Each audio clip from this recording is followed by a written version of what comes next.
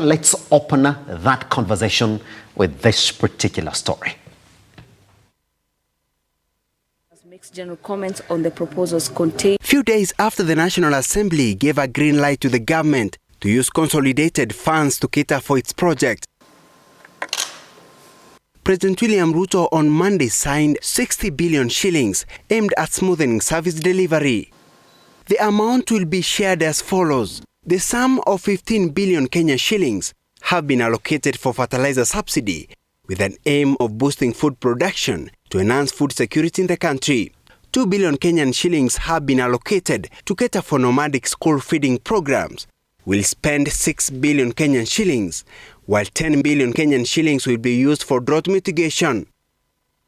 This comes after the National Assembly voted yes for a bill that was read by Kiharu MP Ndindi Nyoro, who also chaired the Finance Committee in the National Assembly, who made a proposal for the House to authorize the government to have access and use the consolidated funds to cater for its urgent projects.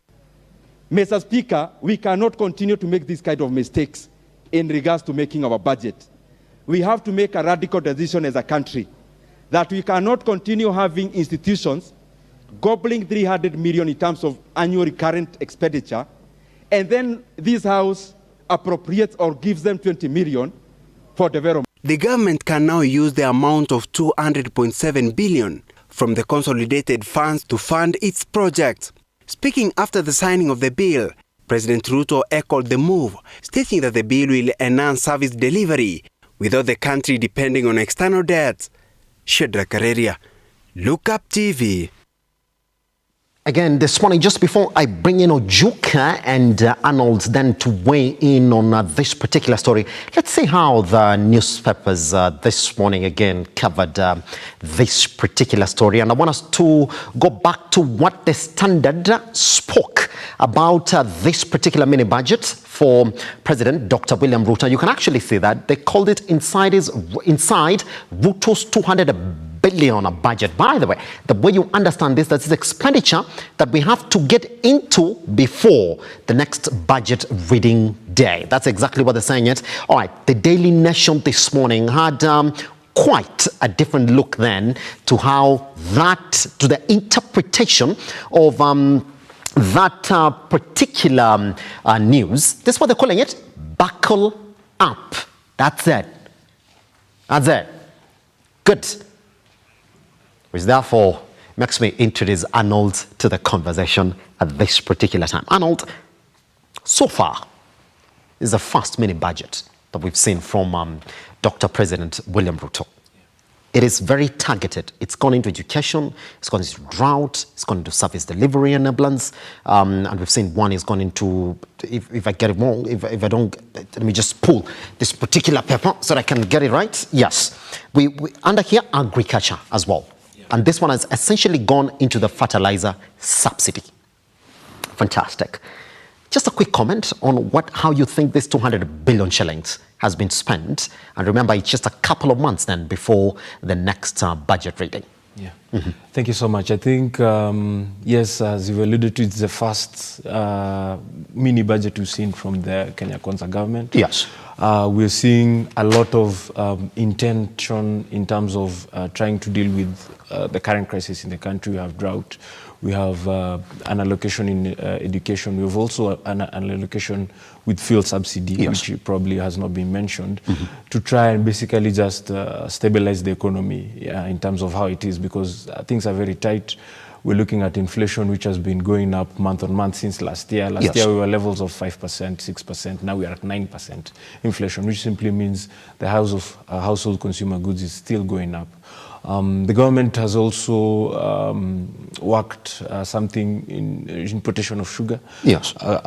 Also as part of some of the moves which are being seen in the agricultural industry, so to speak.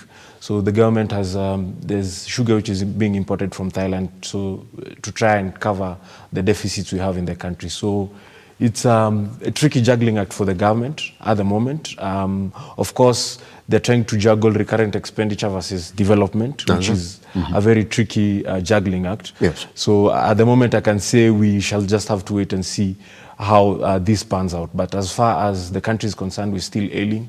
Inflation is still high. Prices of household consumer goods are still high. So these are things which need to be addressed. And I think some have been addressed, some haven't been addressed. Pretty much. Yeah. Ojuka, just a quick look into this mini budget that we've seen from Dr. President William Ruto. In terms of how it's targeted, what will be your comment on it? I think President William Samoei Ruto is working well because he's a kind of a man who understands the basic interest of his people. Yes. Of course, you can understand the promises he gave his people during campaign period. You know, I've seen an allocation in agriculture. I've seen allocation in fuel. The backbone of Kenya, as we speak, is agriculture. Yes. So if he can invest much of his time on agriculture so that we can have food in the market, farmers can sell food cheaply in our markets, I think he's trying. He's trying. Yes. Because, you know, we inherited a government which was damn broke. Everybody knows. The government was milk pant down. So I think he's working well. I'll be coming back to you on that. Let's put it into perspective. And Arnold, I'll be going back to the promises that the president came into office with. Number one is that he doesn't think subsidies are a thing for a functioning economy. Is that we have to make our minds. But then, Arnold, you and I are looking at this mini budget. It screams subsidy after subsidy. And I'll be telling you that maybe the interpretation of Juka will be different. But then, Arnold, when we are seeing 15 billion go into the fertilizer kitty, when we are seeing fuel subsidy also take a big chunk of that money, and then Ujuka is saying, well, we inherited a broke government, but then if you were speaking tough, Arnold, you will come in and say, well, I'm not riding on subsidy. So fuel subsidy and anything that would look like subsidy, we're going to stop it. But in this mini budget, can we see subsidy written all over it? Which therefore begs me to ask the question, Arnold, talk tough until you're told, okay, here it is, drive it. Yeah, I think, you see, we are at a moment in time whereby we have to look at local and international factors. Yes. So number one, at the moment, if you look even at the exchange rate of the dollar versus the Kenya shilling, the shilling is under a lot of stress. Simply because of international developments whereby at some point in time last year, the Federal Reserve increased their interest rates. So globally, the dollar strengthened against all the currencies. And it simply means we have to use more Kenya shillings to import. And at the moment, Kenya is importing a lot. We're importing medical facilities, medical equipment facilities, medicines, we're importing fuel, we're importing fertilizer, now we're even importing commodities such as sugar. And if you look at it, because of that stress, at the moment, the CBK is still talking about the country having import cover of about 3.5 months. Which is, by the way, we should announce below where it needs to be, regardless of the CBK and what we're still within the statutory. But we're not, Arnold. But you're not, we should be having like 4 or 5 months. Or 4 point something months. That's a healthy cover. So if you look at those dynamics, you can't do without the subsidies. If you remove the subsidies, there will be a lot of pressure on the common wananchi. You can imagine at the moment the fuel prices are considerably high. So if you remove the subsidies, you'll be talking about probably levels of 200 shillings per litre, maybe on fuel, which is very dangerous for the economy, because if fuel goes high, we all know all other household consumer goods will go high, cost of manufacturing will go high, cost of transportation will go high, and so on and so forth.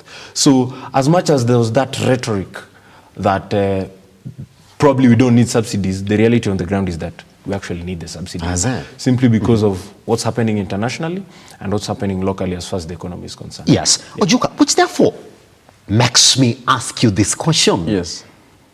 Arnold gives us a proper analysis of where we're standing right now. You can't just look at it from a local perspective. Yes.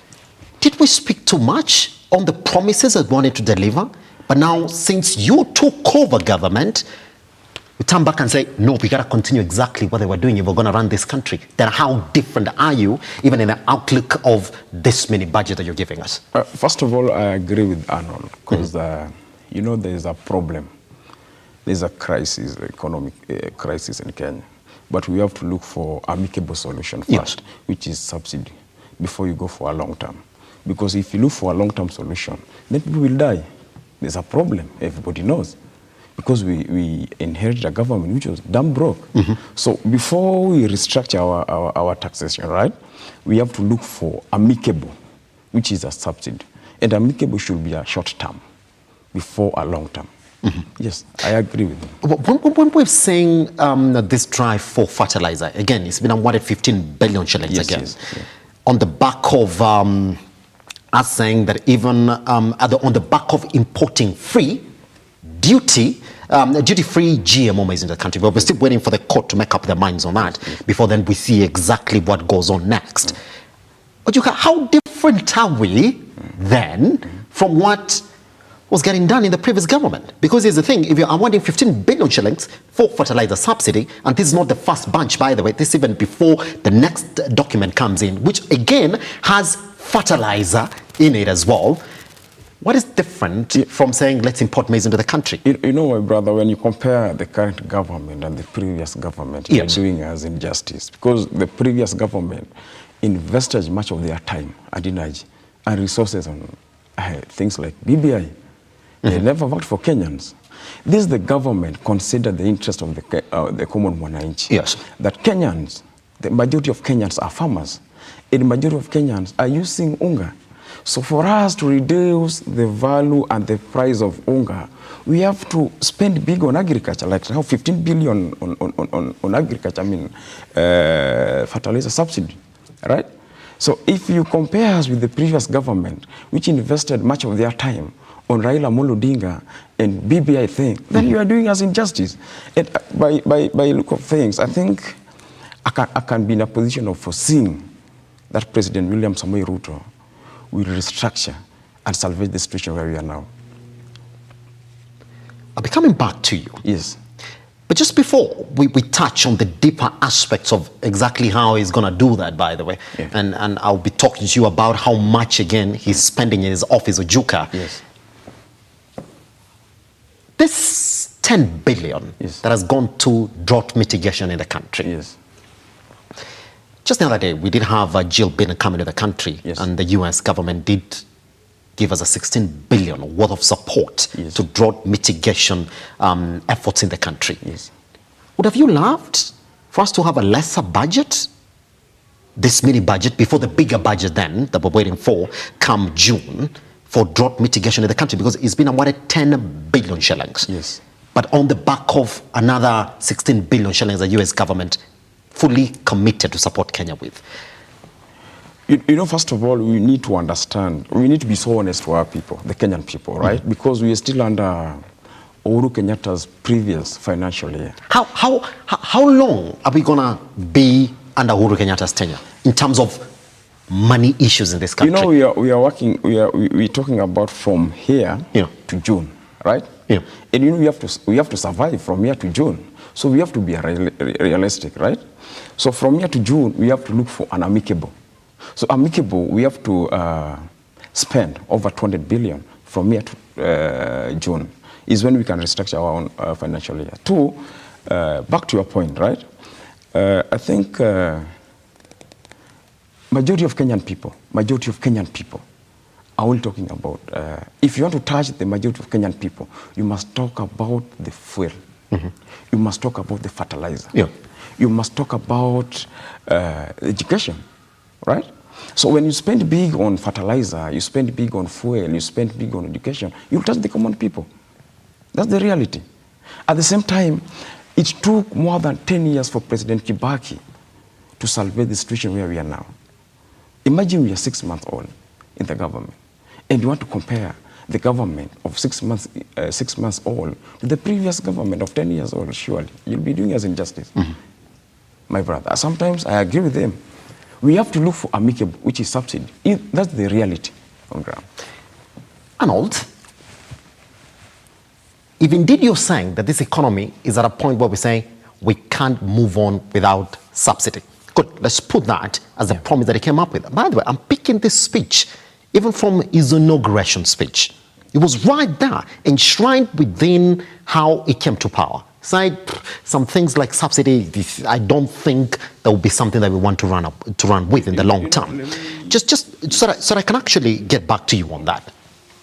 Arnold, in performing economies, you have to get a balance and say that for us to perform, one part has to be a pain point. We know how big economies do perform, or performing economies actually do operate. Where you say, we're going to give you free education, but then on this other side, we're going to tax you heavily in this area, support one key issue in this particular economy. Now, you have a man who came to power saying there's going to be a quick turnaround. And Ojuka, I'm not saying that these are words out of my mouth. No. Is that there's going to be a quick turnaround? Actually, the word quick was there. In fact, for me to quote, he said the cost of living is not rocket science. We're going to fix it, and quicker that. Is there a way that they can go back to their promise? Because this 200 billion that we're talking about, this inflation here, is on the back of these subsidies, again, that have been included in this mini budget annulled. Is there a situation where you would say, close your eyes on the subsidy, let whatever may be, but then move and develop these key areas that you want to open the economy to? Is that a situation that we can foresee? Or, Arnold, are we looking at Ruto now, who's scared of leaving the subsidies alone? Okay, very good question. I think several things need to be looked at. I think some assumptions were made by the Kenya Kwanza government before they took over. Yeah. I think some of these assumptions were based on self-sustenance as a country. Yes. Because traditionally, what we normally see with the Kenyan budget, we see as financing half within, and then a certain fraction is financed by local debt, and then a certain fraction is financed by international debt. What you're seeing at the moment, based on where His Excellency Dr. William Samoei Ruto's government is pointing, is a situation whereby they want to increase the revenue so that they can cater for the needs of the country. That's why you're seeing like KRA has been given double their budget. If you look at the previous financial budget, the current year, 2022-2023, we had a budget of 3 trillion. KRA was financing about 1.5 trillion, and then we had debt. So basically, we had a deficit of about 800 billion Kenya shillings. If you put those numbers into context, if the president currently is giving KRA a budget of 3 trillion, yes, then we're likely to see an even bigger budget come 2023-2024. But in terms of the reality on the ground, because we're trying to mirror what was promised vis-a-vis what is happening, what is on the ground. And that's what we've alluded to even at the beginning of these conversations. Yes. There are certain promises which you can make, but certain fiscal and monetary policies have to be also looked at to make it a possibility. You realize the reason as to why most economists are pointing up to a tough 2023, even with the nation saying buckle up, is because if you forecast 2023, we have an obligation coming in at the mid of this year with the Eurobond, a 10-year Eurobond, which we'll probably roll it over and try to refinance it. We are looking at certain conditions which are being placed on the country by the IMF in terms of, are we going to privatize some local institutions because they're not generating enough income so that we get financing and so on and so forth. So there are so many pieces of this jigsaw which need to be looked at for us now to move forward. So I think some of the promises which were made probably didn't factor in some of the realities in terms of where the economy is locally, internationally, certain fiscal and monetary policies which need to be adjusted so that we can go on to go. So we're looking at a situation whereby, and then of course the drought, our drought situation is not also helping. Because this is a situation whereby all of a sudden we have a lot of people who are facing starvation, a lot of livestock which is being lost, and that's why you see an allocation with this supplementary budget to the nomadic population of this particular country. So certain promises were made, but certain realities also have to be faced as far as this particular transition is concerned. Pretty much. I think once, of course, my brother will allude to the situation whereby we are in the financial year which was with the previous government. I think the litmus test will come with the next budget. But the reality on the ground is that promises were made, but the reality on the ground, there's a mismatch essentially. There's a mismatch, isn't There's it? a mismatch Yes. essentially, yeah. Ojuka, just 2 minutes before we take a break and then come and look at exactly what we've seen, even in these particular offices that are promising that there's going to be a change in expenditure in this country, that the expenditure is going to be development focused. That's what they keep on saying. But the numbers don't point out to the same thing. Up to what point are we going to say that all the promises, that majority of the promises that Dr. President William Ruto did give Kenyans were mere campaign politics, but now the reality on the ground is that some of those promises that he kept on throwing around, and the Kenya Kwanza campaign kept on throwing around, that for us to achieve them is going to call for deep fiscal discipline and fiscal, I'm losing that word, like we have to, deep fiscal sacrifice, Ojuka. I think Dr. William Samoei Ruto, the 5th President of the Republic of Kenya, Yes, is a man on a mission and a man to restructure Kenya. And again, we cannot taxed alone cannot develop Kenya. I can give you an example of Japan, which is known of having the biggest external debt. yes. Right? Mm-hmm. But because they have put their money into good use, the proper use. Yes. Until Completely, just want to cut you short there, Yes. because there's this story that we've been following for you about the arrival of Dr. Fred Matiang'i then at the DC. Of the conversation that we're talking about here today is essentially that as well, because this government has promised that all the money that was lost in the previous administration needs to get back into the government coffers, and that's why that particular story is quite important. Guess what? We'll take a tiny breather right here on the Morning Drift, even as we look at those pictures right there of him arriving there at the DCI headquarters along Kiamburu right there. Guess what? Once we come back, Ojuka will pick his conversation points, but then there are glaring patterns that we've picked right here on the Kenya Kwanza's expenditure the moment they walked into office. What are those? And there's a big one now, development expenditure cut heavily. But then, where did that money go? Once we come back right here on The Morning Drift, be part of the conversation at Lookuptv across all your social media platforms. I am at Kenya Simba.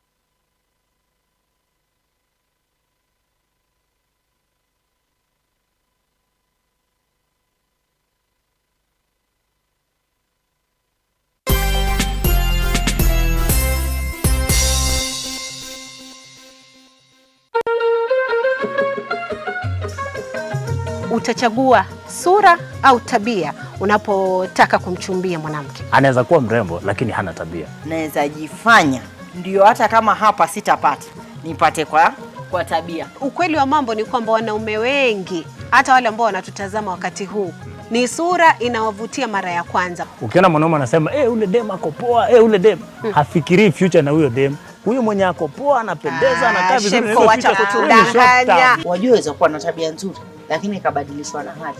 Kanisani wanja ndugu yangu waimba kwaya, wakishuka wakipanga masika, na hao ndugu hawachukui. Lazima nikae na wewe kwa muda fulani. Nikusome, nikujue kindani sana. Kuna uchunguzi wa aina mbili ndugu yangu, kuna uchunguzi wa polisi na wa CID. Kama kuna mtu ambaye ana ujuzi wa hali ya juu ya kujifanya na kukusoma akili yako na kukufanya wewe uamini kile unachotaka kutoka kwake, ni mwanamke.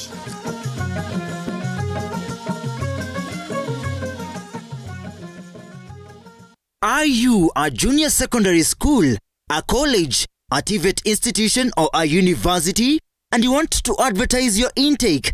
Book now and advertise with us today on both Lookuptv and all our digital platforms. Call us today on 011 0430 158 011 0430 158 or email us on sales@lookuptv.co.ke.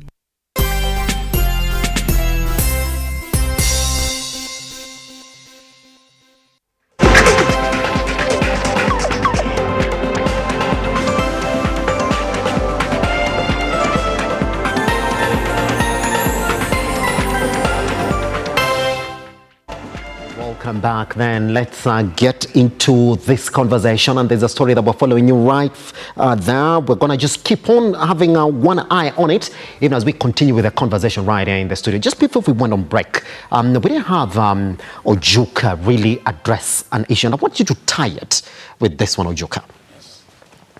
Now let's talk numbers then, because the appointments have come in, the government has started running, and we've seen the expenditure that has come from the DP and the president's office. He comes in and says, I'm going to reduce expenditure by 300 billion. We're going to cut unnecessary expenditure. You like to think that the first one to actually get into this is the office of these two gentlemen. And I just want to hold your thought right there so we can actually get an update on exactly what's happening from DCI shortly before we come to that response. Let's just listen in slightly for 1 minute and then come back to this conversation.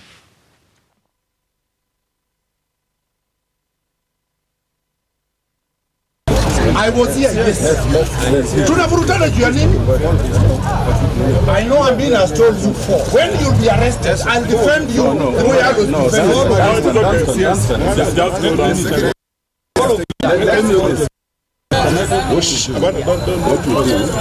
Because I seen for nothing.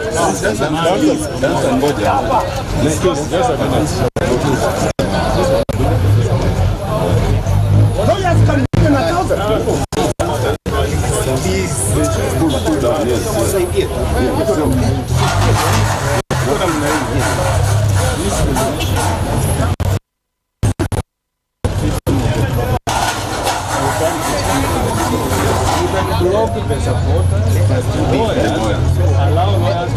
Let's go and big. We shall liars. Please. No. Please. No, let's go. You listen me. You consult them. I want to tell them. Relax now. Relax now. Relax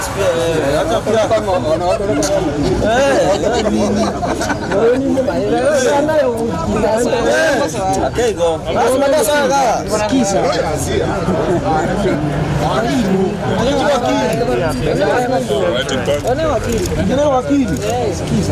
You doubt my profession?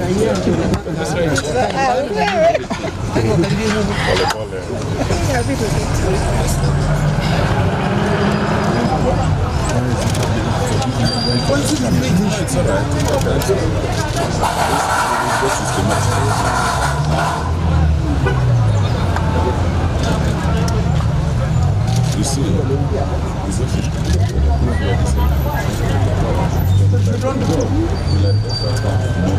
Route 12.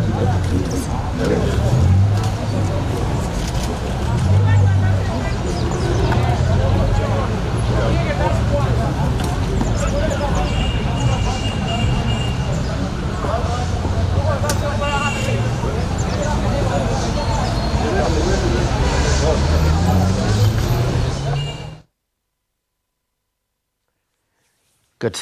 But that's a story that we shall keep on covering for you right here. And if anything comes out of it, you shall be sure then to get it right here on Lookuptv. Okay, Juka, let's jump into this particular conversation then. How would you comment on the news that the two gentlemen have actually gone beyond their budget limits? Yes. And they've asked for more money than to spend within those two offices? I think in the history of Kenyan politics, President Ruto is the first president to consider to reduce the expenditure in his office, which is presidency. Yes. Two, the issue is not about the budget or what we use. The issue in Kenya, which Kenya Kwanza must look into, is to divert funds. For instance, this is my brother. Maybe he's a mining industry. I mean, Minister of Mining, right? And he's my good friend. So instead of building a road, we divert funds to his activity. Yes. I want to give you an example to Japan, which is known as a country which has the biggest external debt, but they have revolutionized manufacturing motor industry all over the world. Yes. So the problem is not all about what we spend. The problem, can we use money into, can we divert money into proper use? Yes. That's the problem, not what we spend. Yes. Can we spend it into proper use? Yes. Yes. Pretty much. Arnold, and we'll come back to you. If you are talking about reducing expenditure, and that whatever he was talking about there is recurrent expenditure, because he's saying we got to figure a way then to cut down on our expenditure. That's why in just a few days when he came into office, he did stop all former CS's travel or expenditure or bigger projects that would have been about 40 million above. He said, no, do not do that. Stop now. We're going to cut that. That's not the mantra for my new administration. But then, Arnold, it didn't take long for us to see this getting undone. Just a couple of days later, we did get the bigger headlines that the office wanted 5 billion extra in the next financial year to make the budget of running those particular offices go up by 5 billion to 13 billion shillings. Biggest one we've ever seen yet. Irony in what is coming from President President Dr. William Ruto's mouth. Yeah, that's the flip side of it. I mean, so on one side, we're talking about reducing expenditure and so on and so forth. Certain initial mitigations being taken, but then again, if you look at the numbers, both of those offices, as we were discussing earlier, we've had a situation whereby both of those offices have spent more than what was allocated for the financial year, for the entire financial year. Yes. So we're looking at 5% on both offices. So again, it's about walking the talk, which may need to be done as far as those particular offices are concerned, and also with the general spending of the country. Because at the moment, we're seeing cuts on development in terms of development funding, vis-a-vis balancing the same with the recurrent expenditure. Yes. So I think we will be keen to see what happens with the new budget. How do we handle recurrent expenditure? Because in most cases, recurrent expenditure in this country takes almost a third of the entire budget, which is crazy because you're looking at the consolidated fund, central government spending, and then also spending at the county level. So we will be keen to see, as economists, what happens in terms of what we have in terms of revenue versus what is being spent, what will be spent as far as the budget for the next financial year is concerned. Yes. For this particular financial year, I think we've done a small analysis on the supplementary budget which has been done. I think as we go on, we'll be in a position to analyze and see if indeed the government is walking the talk. That's it. Ojuka, you hear that? And I will take you back to the example that we did see in the previous administration when it came down to government officials cutting down on the salaries. I remind you, one president, Uhuru Kenyatta, and DP by then, William Ruto, came out as an example. They said, let's cut down on our salaries because what we want to do is help the SRC meet their threshold in terms of the recurrent expenditure structuring in this country. But now once his office, number one, the two offices have already gone beyond what was allocated to that particular docket in terms of expenditure. And number two, if the government then is saying that we want to come in and help promote lives, develop this country, how are you going to achieve it if your development expenditure has already been slashed by 94 billion and all that money has gone into recurrent expenditure? But now, surely, my brother. Yes. Now, you compare the previous and the current government. We got to compare. The previous government, which spent billions of Kenyan shillings on BBI to send Raila Amolo Odinga. Surely, development, that one, could be the development of Kenyans. I would love to see